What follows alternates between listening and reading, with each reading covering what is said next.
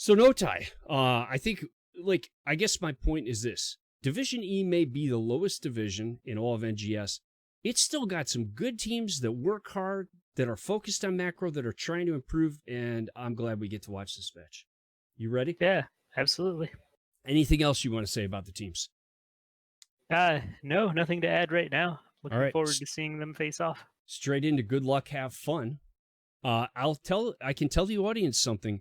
I do not know the result of this match. Sometimes it's hard not to see it. I don't know, so I'm finding out the result of this match same time that you are. No Ty, let's get into the game. No Ty, are you going to have the energy for the intros, or should I do all the team intros? Can you bring it? I'll bring a little bit.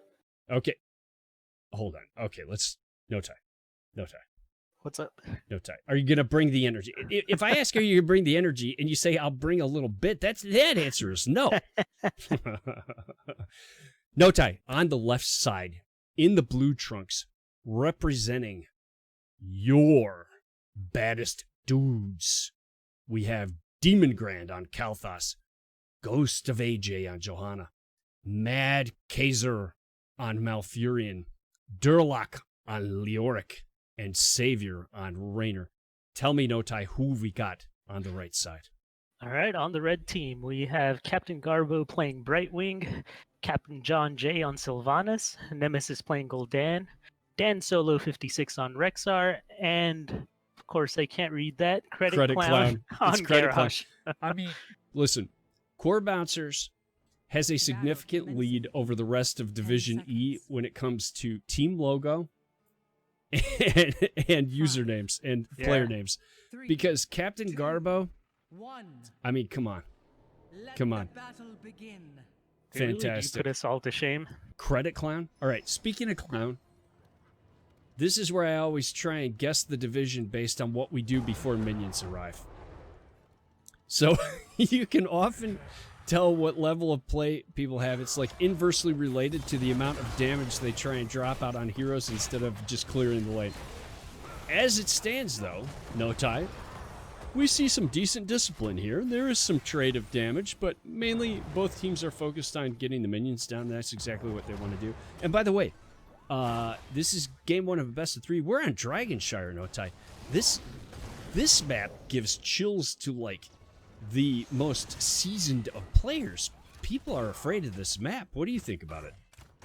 Oh, well, it's a little bit different in that you not only have to hold points at the top and bottom of the map, you also have to try to stop a channel in the middle when the Dragon Knight is up. So you have to be really good about skirmishing on the points, skirmishing mid lane, and then also navigating that Bermuda Triangle in the middle of the bushes. Ah, the Triangle of Death right there. And by the way, we should also talk real quickly about, so I mentioned that the offlaner for Core Bouncers, Dan Solo, had played, I believe it was Dan Solo, but their offlaner had played Urel, a high skill cap hero. Now he's playing Rexar, another high skill cap hero, and excellent for this map. Tell our friends why Rexar is such a valuable pickup on a map like Dragonshire, No Ty. Oh, well, that's pretty easy. He has two bodies, right? So he can just as he can have Misha holding the point and Rexar holding the experience in the lane, and he forces his opponent to choose whether they want point control or whether they want experience. And as if he heard you, No Ty, little Misha sitting up there on the point while Rexar trades. Now, Rexar does not want to stand and try to trade evenly with Leo, though. He wants to safe soak that XP, maybe let Leo push in a little bit, right? But he loses, Rexar himself loses a trade with Leo, right? Rexar does. Leo has a little bit of a better time against Rexar because he can use the drain life on the bear. It's hard to dodge it with two bodies when you're controlling two bodies. But I mean, I'm saying when he has the bear on the point, he has to be real careful in lane against Leo when he doesn't have the bear with him. He doesn't want to stand there and trade. Red team capping the bottom point. So the blue team, this is what you have to be mindful of. The blue team immediately goes up to mid to defend from the cap on the objective because they own both points. So someone can channel the Dragon Knight, so they quickly rotated up to mid to cover. And that's the kind of quick reaction you have to have here, is you're fighting for one of the points. The moment you lose it, you have to already be sending someone up to try and delay. And meanwhile, Leo's able to cap back the top, no tie. So, we have Johanna fall. That was a big amount of damage that came out quickly. We checked mid a moment ago, and she was okay. So that was a lot of damage in a short amount of time. I see that Quarter Bouncers does have Sylvanas, and I remember that she can rip a hole in a Joe pretty quickly. Is she taking a build that's good for that? So right now, she looks like she went Overwhelming Affliction at 1 that deals percentage damage to high health heroes. That's boy. pretty good. And while we're talking, that's a Kalthos down off the toss from Garrosh, no tie. So that's 2 quick kills and a total of 3 for the red team. So, okay, you said Affliction, is it? Overwhelming Affliction, yep. Uh-huh. And so that does allow Sylvanas to deal 3% damage, equal to 1% of the enemy hero's health when she has 3 auto attack stacks on them. That sounds good. Okay, Gul'dan might be in a little trouble here. Harassment from Joe. Again, blue team just trying to defend that middle point as both of the Dragon Knights altars are held. And the red team pushes him back. This might be a channel. No. KT rotated up to the top to help out Leoric. That, again, great rotation by the Baddest Dudes who are on it and doing this constant dance. You see, folks, why this can be this map really requires good call and good discipline by everyone on the team. There are constant rotations, and you always need to be mindful of where you're supposed to be and get there quickly. A lot of brawling going on in the middle of the map while the red team looks to channel top again with that Rexxar. He's got the bear, but Rexxar's going to fall. And that's what I meant earlier, no tie. Leo can beat the Rexxar if he's got Misha off somewhere else, and that's exactly what he did. However, meanwhile, the red team capped the point and takes the first dragon, no tie. Yeah, Rexxar's most vulnerable point is Rexxar himself. The bear is pretty hardy, has pretty good sustain, but if Rexxar gets caught out, yeah, he will go down. You know, people say I talk quickly, but the action in this game is faster than I can keep up with it verbally. So the Dragon Knight, I don't know, I have not heard any sound, like, sort of set plan about what the Dragon Knight is supposed to do. I think there's a lot of options. In this case, the Dragon Knight takes down the top, or the mid wall, and goes to the bottom wall and gets most of that. There's a little bit of one tower left. So it looks like they just wanted to loosen things up for the 4-man, is what I think they went for there. They quickly fall back, the core bouncers, and go for a camp. You mentioned that they had strong macro, but meanwhile, Rexxar caught out again. I didn't realize, I think he was trying to soak mid during the dragon, and the Baddest Dudes realized it, caught him out, and burned him down very quickly. Joe gets caught with the throw by Garrosh, but she has the unstoppable, the Iron Skin up. I couldn't think of the name of that to save my life while casting yesterday. Iron Skin, I looked it up, folks. So she's okay. She is okay. And that is a lot of damage from KT. Good social distancing protocol from the red team. They do spread out when they get the living bombs hit there. I think he used his trait to apply the living bomb twice. I don't believe that was spread. Meanwhile, look what's happening bottom, no tie. Yeah, always great. The red team is pushing in on that bottom fort. They've already gotten rid of the fountain, which grants them an advantage whenever the points come up again. Sylvanas just taking chunks, right? She's used her trait, shut down that fort from firing back, and just take chunks out of it. And with Gul'dan, they also have, they have additional siege damage. He's excellent against structures if he can get on them. He sure is. Uh-oh, that could be difficult for Joe, but oh, that's a great toss. That is a great toss by Garrosh. And if the blue team does take the wall down on point, the stun may still get Joe. Great stun there by Garrosh, but he has to pull back. KT might be a little too deep there, and Garrosh throws him out to save him, but they both fall. Garrosh plays outstanding. I mean, talk about being right on it. It ended up they both died, but you can't fault Garrosh for that. Great toss for Joe. And meanwhile, the blue team, they have to be focusing their damage well, that they're just burning through people like this. There's got to be good coordination. Oh, they also have the advantage of Malfurion hitting the root there. He's taken the the healing reduction talent on level 4. So anyone that gets caught in his root gets 40% reduced healing for 3 seconds. And meanwhile, the Baddest Dudes uses the advantage they gained during all of that and caps the second Dragon Knight. And, you know, it's starting to scale a little bit. It's not there yet, but the blue team has 13, by the way. They have a talent tier advantage.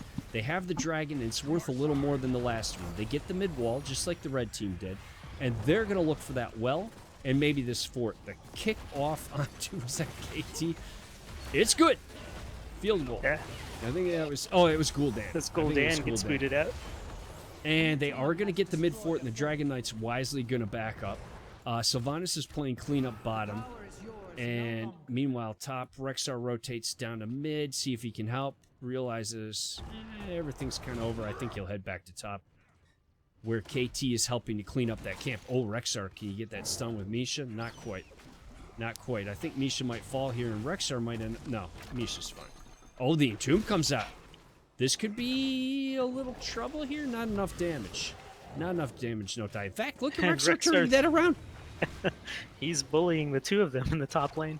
But that spooky hand is tough, and Leo's able to sort of back off Rexar with that, so it was a good counterplay by him. Core Bouncers looking to take their siege camp, and Baddest Dude says, anything you can do, we can do a couple of seconds later, and goes for their siege camp. Top lane's been kind of fun. I think I've gotten caught a couple times, no tie. Missed some other action because there's actually some fun trades going on in that off lane, which you can't say that every game. Yeah, it's one of the fun things about this map is when you have a hero like Rexar in the top lane, you do have to occasionally send someone up to help and get that gank. Otherwise, he's very tough to deal with. Just as I said it, Leo got a solo kill on the Rexar there, and he's gonna spooky walk out of there. Although the blue team turns around. Heavy aggression, realizing they have numbers, 5v4. But the Bouncers are able to walk on out of there. The Entomb does catch Sylvanas, who looks like you can just see, kind of like by the action of the hero there. She wanted to get out of there. She was not enjoying it. And Leo takes Gul'dan down. Was that Gul'dan? Did he just Wraith walk back there and get him? Wow. Took Good him out play under the by fort. Leo. The Entombs have been on point, yeah? Yeah, he's throwing out good Entombs. I don't think he's missed one yet. I mean, Entomb's something, we've talked about it, right? You look like either a hero or a goat with the Entomb. If you hit it, you just look like a stinking genius. And if you miss it, it looks like, how can you, with an ability that large, how can you miss it? Rexar trying to contest that top point. Go ahead. No, you're totally right. The saving grace of the talent is that it has a short cooldown, so if you miss it, you know, you'll be able to redeem yourself not too long afterward. So, you know, I have long said that I felt like Leo counters Rexar pretty well. You said it earlier in the game. See how he was just feeding off of that bear. He's just charging his own battery off of the bear. And, Brightwing blinks out of the Entomb. So it still hits the Entomb, but that's a target that does have an escape from it. Meanwhile, Baddest Dude's got the dragon. There's so much going on, I can't keep up with it. The Baddest Dudes capped the dragon again. Yeah, they take advantage of the action going on elsewhere to have someone sneak mid and channel the Dragon Knight. They fooled the caster, so they're pushing top, and the Dragon Knight's going to take what's left of bottom. I like that call. I like that call to split push that. Because you've got only Gul'dan against the dragon there. Dragon's going to probably get that wall, and meanwhile, you're taking a fort, and it looks like you're going to get another kill against that Garrosh. They're just rolling now. Okay, no tie, quick reset. Early on, we were talking, it was 3 kills to none in favor of the Core Bouncers, and now it's 8 kills to 3 in favor of the Baddest Dudes. I mean, they have completely turned this around, gotten the last 8 kills. They are rolling. Dragon's down. Go ahead. Oh, no. I was going to say, the Baddest Dudes have done a great job of turning it around. There's another good Entomb, and again hit Brightwing. And you know what? I mean, look. Pyroblast can't quite get it done. You can say, like, okay, you should try to Entomb Brightwing. Look, I think at some point in the game that you got to quickly try and throw the Entomb on the target. You see Rexar falls again. And if they have an escape, you deal with the fact they have an escape. Leo should be able to Wraith Walk out of that, and he does. He is silenced, and he might die to that fort. Oh, thank your healer. Thank your healer, Leo. And he might have had, does he have Ascian Renewal? Ascian Renewal? I love that button. Like, imagine, like, with every hero, if you said, like, I'll give you a button. If you just hit that button, you get a bunch of health. Oh, okay, sure. Well, you have to burn a talent for it. Okay, sure. No problem. Sounds good. Just like with Thrall. My gosh. Too easy. Yeah, that's what makes a good offlaner, having that built-in self-sustain in your kit. No kidding. So blue team is setting up. I mean, look, they are on the same talent tier. Okay, this would be a good fight. This is a good fight for the core bouncers, and the baddest dudes really don't want this. Although it does appear to be going their way. Oh, that's a great entomb. Can you imagine if that was a buried alive in half level? But look, Leo's in a little trouble. Sylvanas is going to bring down Leo. And that's what we mean. Now they've got that, you know, catch-up experience, that, like, socialist experiment experience. And there's the toss on the... Oh, where's your damage? Where's your damage? Garros with the great toss on KT, who should have died, and his damage wasn't there. Gul'dan's cleaning up top. There's a camp pushing. Oh, too bad. Too bad. Sylvanas might be in a little trouble here. KT's putting out some damage, and that Pyro might get her. That Pyro might get her. Oh, it's going to be close. Brightwing. Yeah, she's gone. Brightwing tried. She's done. Oh, I thought that fight was going to turn it for the core bouncers a little bit, no tie, and it was close to doing that. But at this point, again, game reset. Now you've got the baddest dudes have level 20. They have a 2-level lead. They have heroic talents, and they're about to get the dragon again. And let's be honest, it's nearly impossible for the red team to hold here.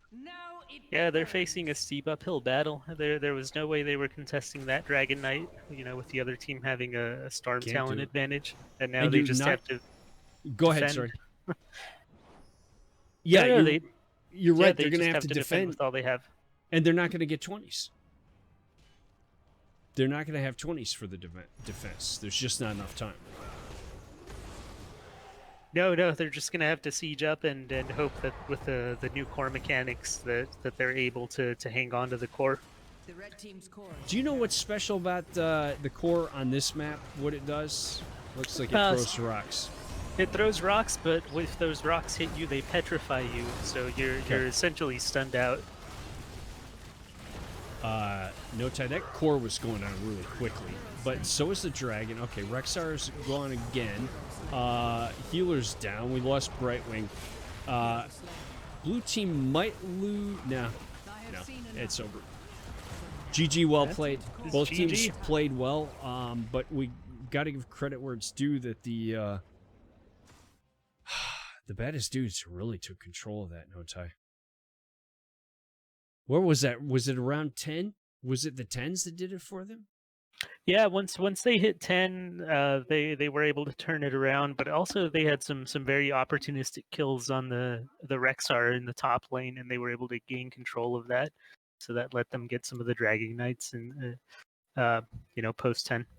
So I mentioned he is a high skill cap hero. That and that's the kind of thing. I mean, it is really hard to manage two heroes at once. And what usually happens for me is I'm not saying this is what this player did. I'm saying I'm trying to move Misha, and I end up moving Rexar and putting him in a off position, or I don't have Misha near me when I need her. It's tough. She's tough to play, and he did get caught up there a fair bit. So yeah, let's. It's one of the things playing Rexar is it's hard enough to position one hero safely during team fights, and with Rexar you have to position two players essentially safely. Exactly. It's very difficult. Don't ever underestimate the level of difficulty. And I think, and you know, we didn't see the draft, I happen to think that Leo is just about the best counter to a Rexar, like I told you. Well, like you said, actually. So I want to see what's going to happen in game 2. I'd love to see, did the core bouncers come back or the baddest dudes get a sweep here? You ready to take a look at the next one? Yeah, let's see what happens next. That was a very, very exciting first game. I mean, it ended up snowballing a little bit, which a lot of games do, but that doesn't mean it was a one-sided game. That game was loads of action and was neck and neck for most of that game. Yeah, absolutely. You noted that the game started out with a 3-0 lead in kills for the core bouncers, and we saw the baddest dudes turn that around. Absolutely. Absolutely. Thank you, Mad Kaiser or Mad Kazar. I'm sorry, I don't know the pronunciation exactly. Thank you for the follow. Savior, thank you for the follow. I believe Savior's it was in the game. Yeah. I think both of you were in the game. Congratulations on the win. Ghost of Alan, thank you. Prepare yourself for battle. And let's get a game going here. Let's get set up. Let's do this, No Tie. Every once in a while, you got to sound like Batman. Did you know that? I'm Batman. Where are the teams? It's so stupid. On the left side, No Tie. In the blue trunks, representing your baddest dudes, we have Demon Grand on Chromie, Ghost of AJ on Johanna. I gotta believe that's Ghost of Alan is Ghost of AJ. And I don't know if I'm reading the username wrong, but it just seems awfully coincidental. I'll bet you Alan has middle initial J or last initial J. That's what I'm putting my money on, No Tie. See, replays are fun. I can just talk about asinine crap the whole time. Durlock on Rexar. And Savior on Thrall. Love Thrall. I'll never know. No Tie, please tell me, who do we have on the right side? On the red team, we have Captain Garbo playing Lucio, Credit Clown on Garrosh once again, Nemesis playing Nazeebo, which is an interesting hero to see, Captain John Jay on Raynor, and Dan Solo playing Sonya. Fantastic. Let's get into the action. You know, and I want to say this. I must be like a bleeding heart liberal, because if I call out that one player was particularly like noticeable, their level of play, then I feel like the other players feel like, well, I played well too. I don't ever want anybody to feel that way. It's probably silly to say this. I noticed that Garrosh that game a lot. Like, I thought those were really some outstanding tosses. I guess maybe I noticed that because you've seen me try to play Garrosh. It's not that easy.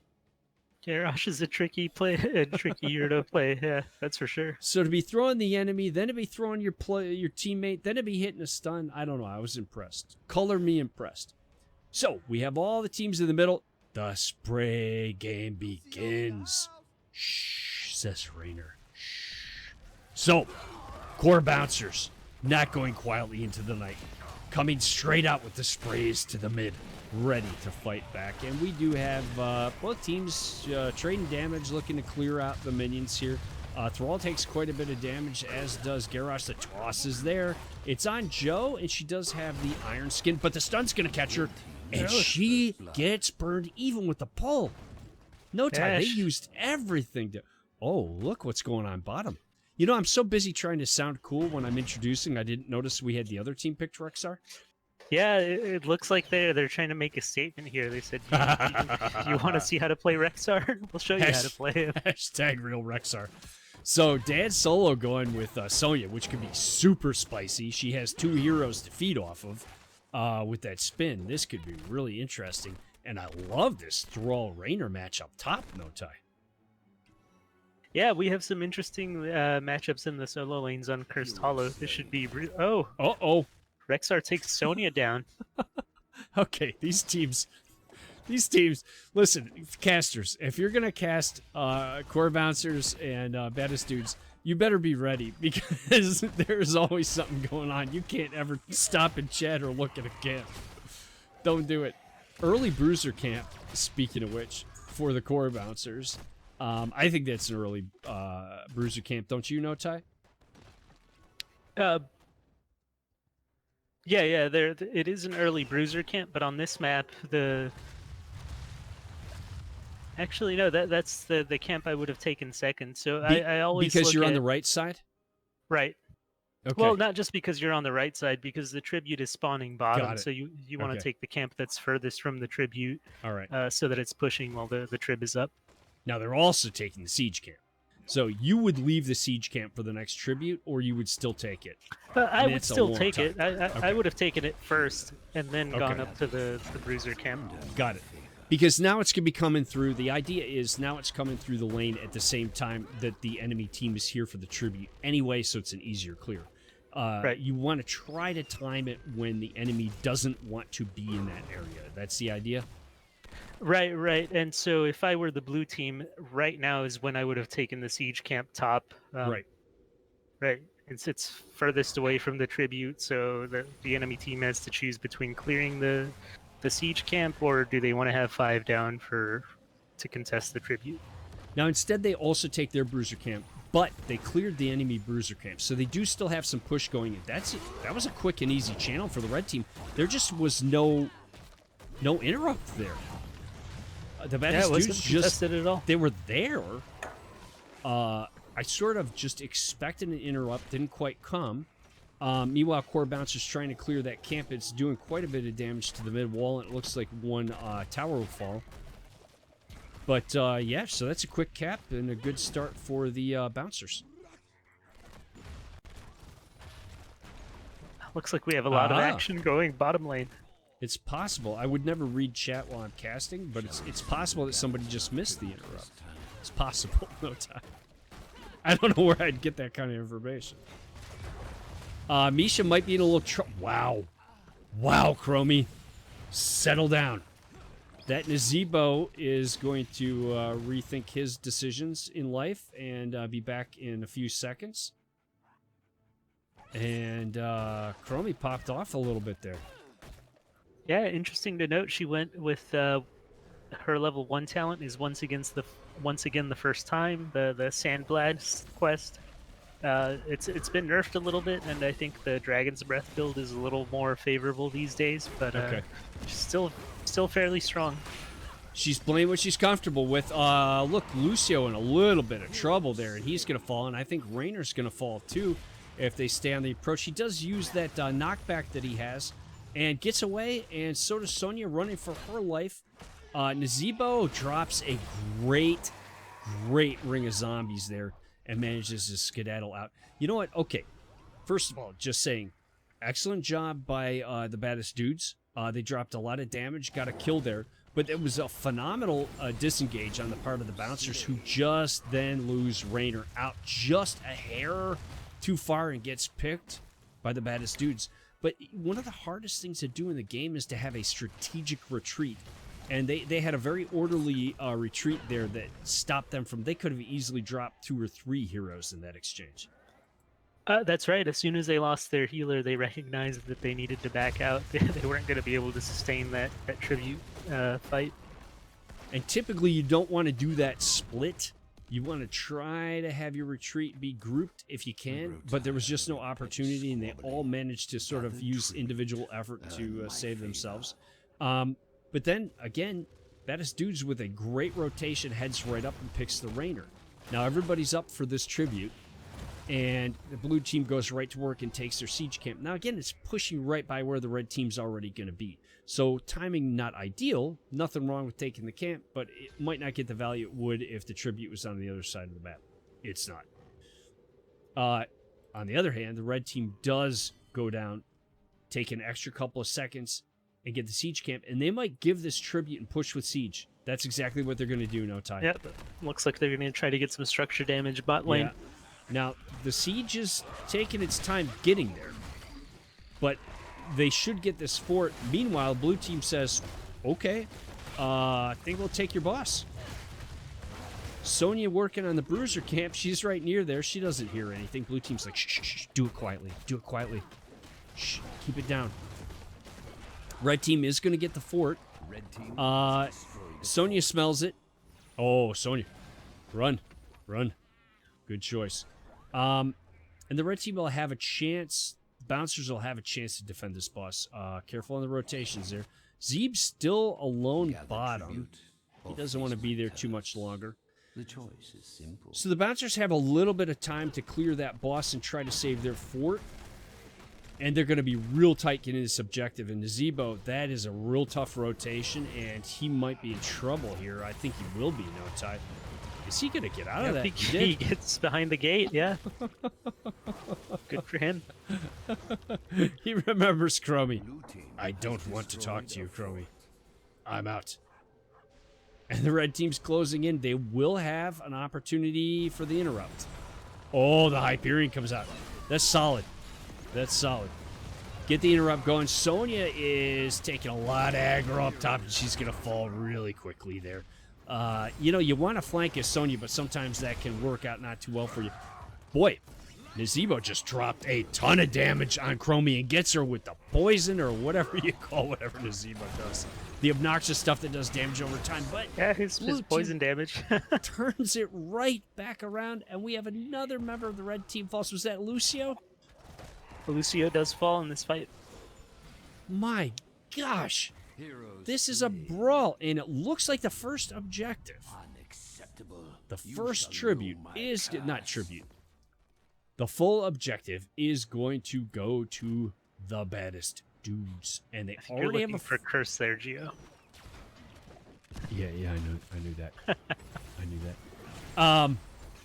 I actually had this exact discussion with Stormer the other night, where he corrected me and said the objective is the tribute. And when you get 3 of them, you get a curse, and I already forgot again because that was like 3 days ago. Don't get old, no time. So, Yeah, it happens.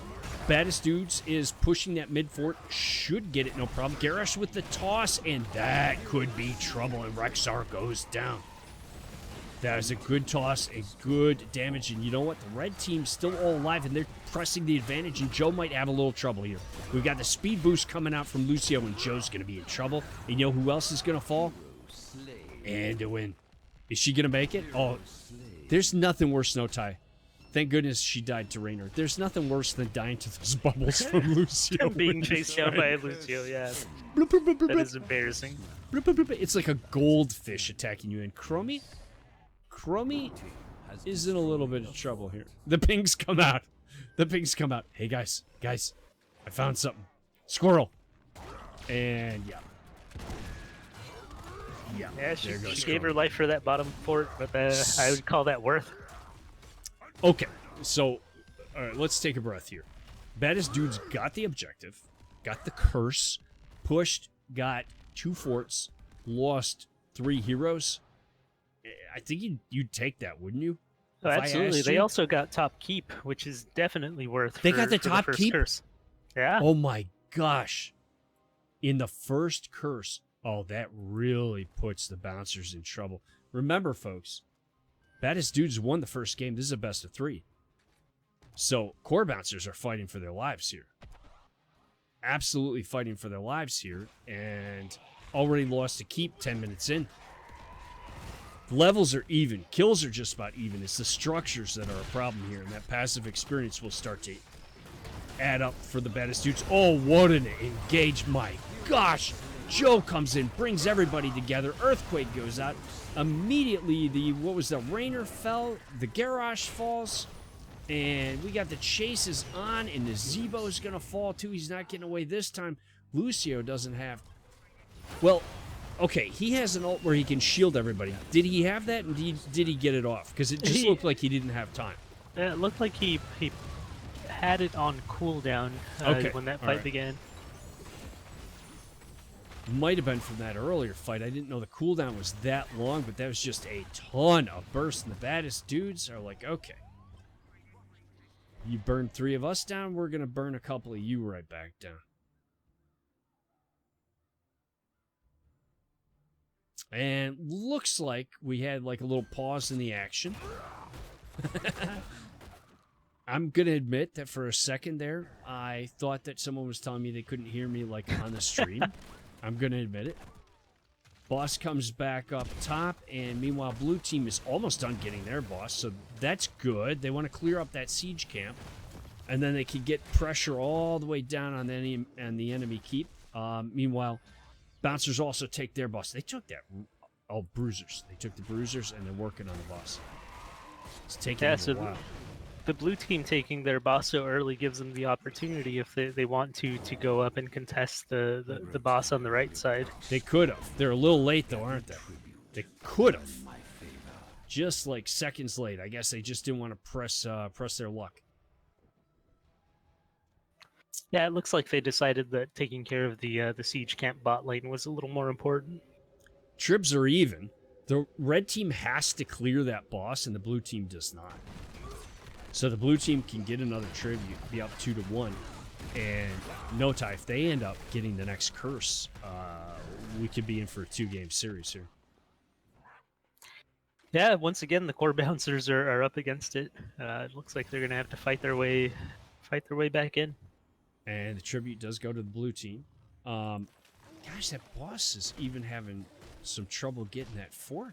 Blue team could save the fort if they want to, which I'm really surprised. I thought 13 minutes, I thought he'd chew right through it.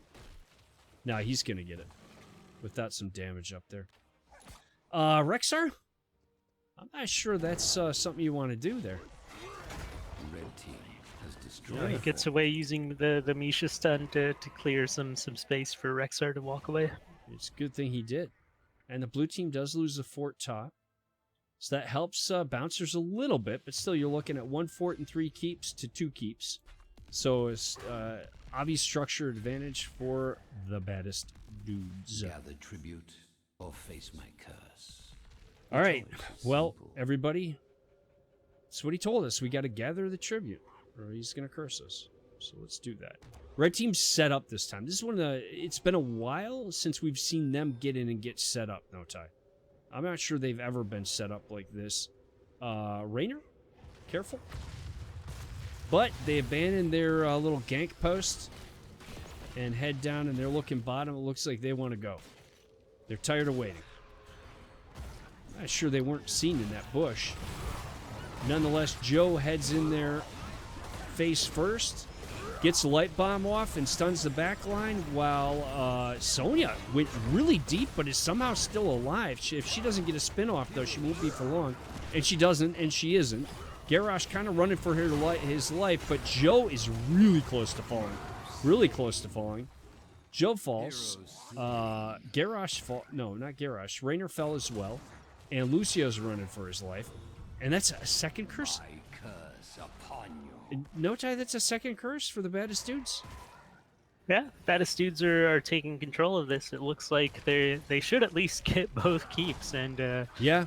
if not a little bit more, we'll see what the core bouncers are able to do to stop this push. And a lot of pressure top that, I mean, the core bouncers are having to clear up this siege camp before it gets on the core. They're the core defenders, but and the blue team is taking the bottom well and now starting to put damage on the keep.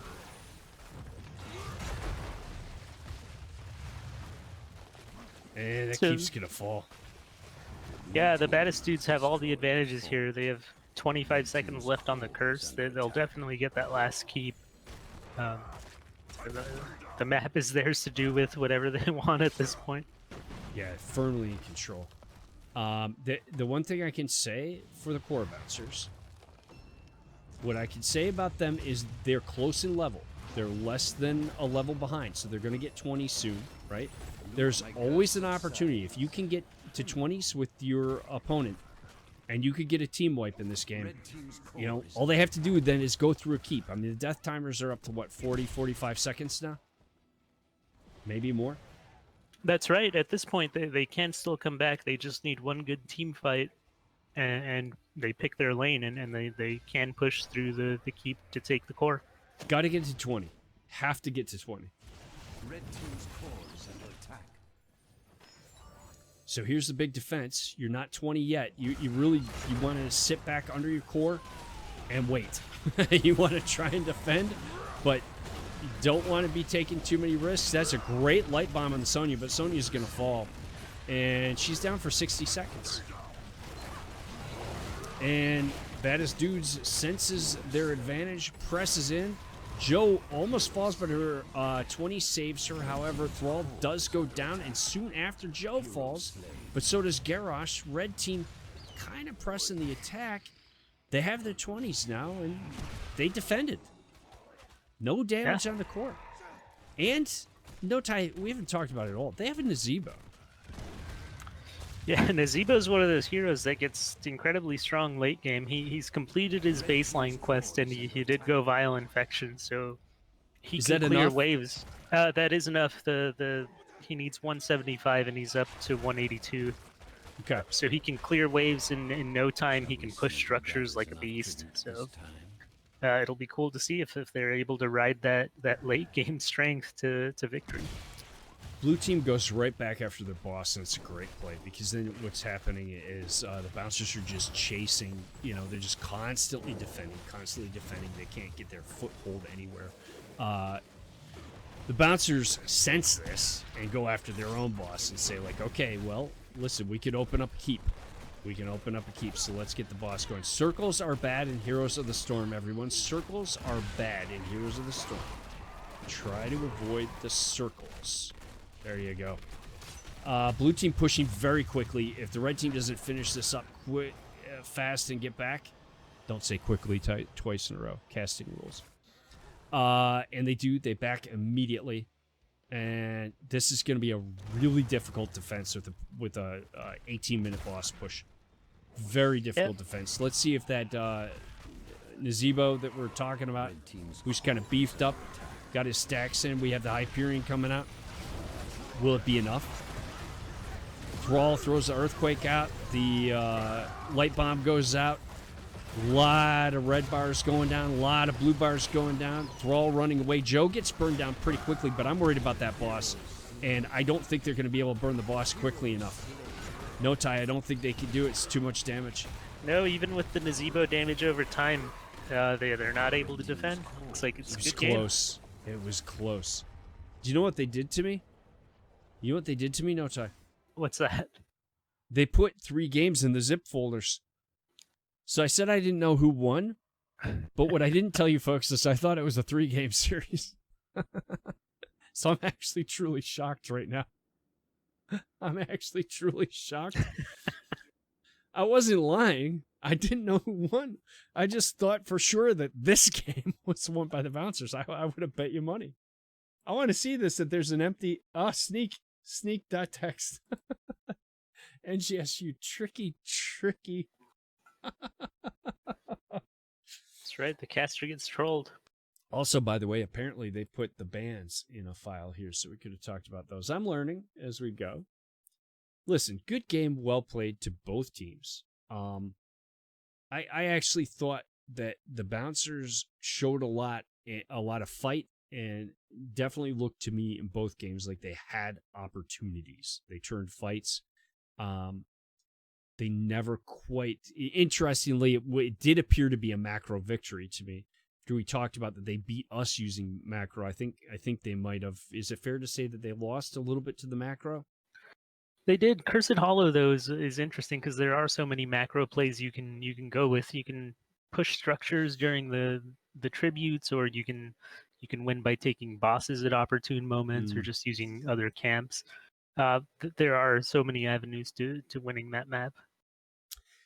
So having said that, good game, well played to the Baddest Dudes. I'm going to say that core bouncers are no slouch because they beat us. So I want to say that they're very good. So then the Baddest Dudes beat them. It's a domination. It was a strong win. Like I say, I don't think there was any walkover, but it was certainly convincing. They really looked competent, like they knew what they were doing. They got what they wanted out of team fights. Rotations on Dragon Knight were outstanding for the Baddest Dudes. My MVP is the rotations on Dragon Knight. Thought it was fantastic. So, if you'll forgive me, folks, I don't do interviews on replays. No particular reason other than it feels semi-insincere to do an interview like this long after the game occurred. Forgive me, please. So with that, No Ty, do you have anything else to add before we wrap it up?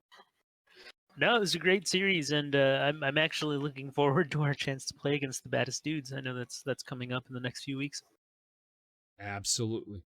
So I wish both teams the best. good games, well played, and again, congratulations on the domination victory for the Baddest Dudes. Tonight, you were. Congratulations. All right, everybody. So, and I should say this. What I'm going to do, I'm going to stop the stream, change the title, and I'm going to start it right back up, and I'm going to stream some POV with some of our teammates. We're just going to have some fun and play some games, because it is Friday night. And today was my last day on my job. Savior, it was my pleasure. Please let me know if Alan's middle initial is J or last name initial is J. We want to know. It's our pleasure. So we'll see you all. Anyone who's interested in seeing some mediocre to poor offlane play in point of view with foul language, stick around. You'll see that in just a moment. Thank you for the cheer. I don't deserve it, but I do appreciate it. All right, peace. We'll see y'all in a minute. Thank you, No Time.